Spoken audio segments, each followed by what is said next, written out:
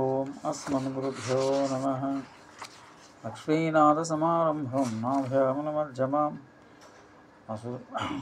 అస్మదాచార్యపర్యంతం వందే గురుపరంపరం. వసుదేవసుతం దేవం కంసచానూరమర్దనం దేవకీ పరమానందం కృష్ణం వందే జగద్గురుం. నారాయణం నమస్కృత్య నరం చైవ నరోత్తమం దేవీ సరస్వతిం వ్యాసం తతో జయముదీరయేత్. భగవద్బంధువులకు నమస్కారం. ఈరోజు మనం శ్రీ మహాభారతం ఆది పర్వంలోని ప్రథమాధ్యాయం అనుక్రమణిక పర్వంలో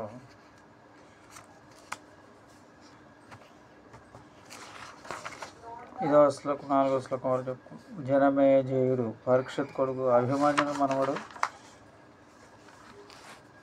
ఇతడు అడిగితే వ్యాస శిష్యుడైన వైశంపాయనుడు భారతం చెప్పాడు. అప్పుడు రోమహర్షుని విని వచ్చి సౌనకాది మహర్షులకి చెప్పాడు.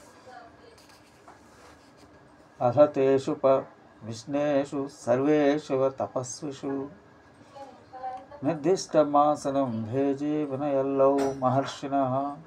తాపసులంతా కూర్చున్నాం. తర్వాత వారు చేసిన ఆసనం మీద ఉగ్రశ్రవుడు నియమంతో కూర్చున్నాడు.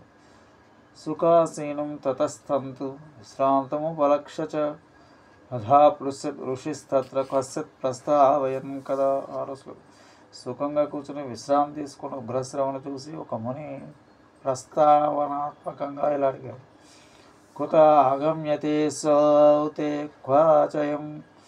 క్వచాయం వివృతస్త్వయ కాల కమలపత్రాక్ష సంసయితత్ పృశ్యతో మమ. ఏడు సుధపుత్ర, మీరు ఎక్కడి నుండి వస్తున్నారు, ఎక్కడెక్కడ ఎంతెంత కాలం ఉన్నారు, వివరంగా చెప్పండి. ఏవం పృష్టోదబ్రవీత్ సమ్యక్ యదా వల్లౌ మహర్షిణ వాక్యం వచన సంపన్న తేషాం తు చరితాశ్రయం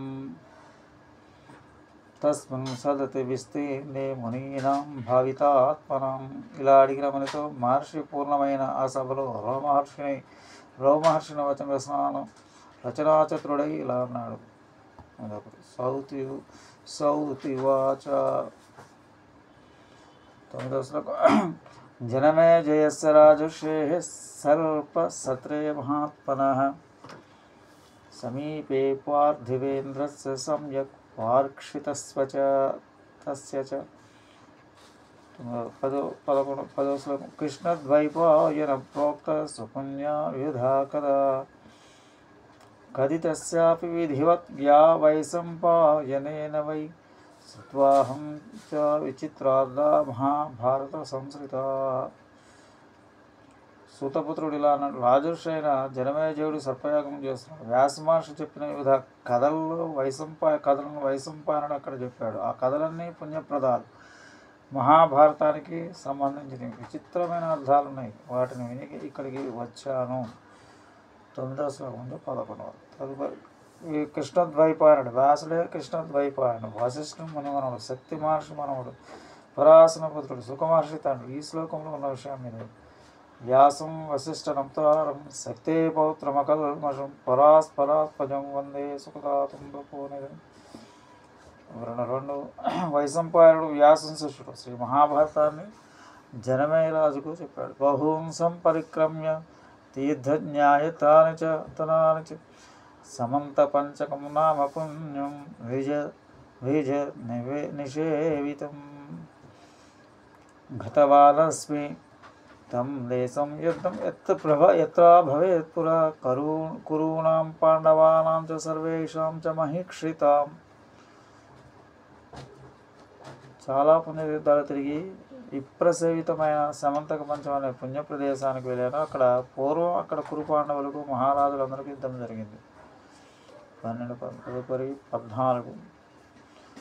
ధిదృక్షురాగత తస్మా సమీపం భవితామహ ఆయుష్మంతః సర్వ ఏవ బ్రహ్మభూత హీమే మతః అస్మిన్ యజ్ఞే మహాభాగా సూర్యపావక వచ్చసః. అక్కడి నుండి మీ దగ్గరికి వచ్చాను. మీరంతా పెద్దలు, బ్రహ్మభూతులని నా అభిప్రాయం. ఈ యజ్ఞంలో మీరు సూర్యుని వలె అగ్నిహోత్రుల వలె ప్రకాశిస్తున్నారు. 14. తదుపరి 15, 16.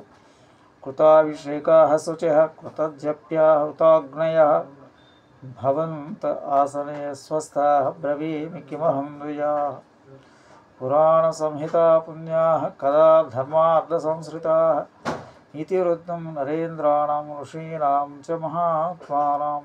మిత్రులారా, మీరంతా స్నానం చేసి శుచిలై జపం చేసుకుని అగ్ని కార్యాలు తీర్చుకొని స్వస్థమైన మనసుతో కూర్చున్నారు. మీకు నేనేమి వినిపించాలి? మహాత్ములైన రాజుల చరిత్రలు, మానుషుల చరిత్రలు, ధర్మార్థాలతో కూడిన పుణ్యపురాణ కథలు చెప్పుదును. 17 స్వస్తి. జయ శ్రీరామ్.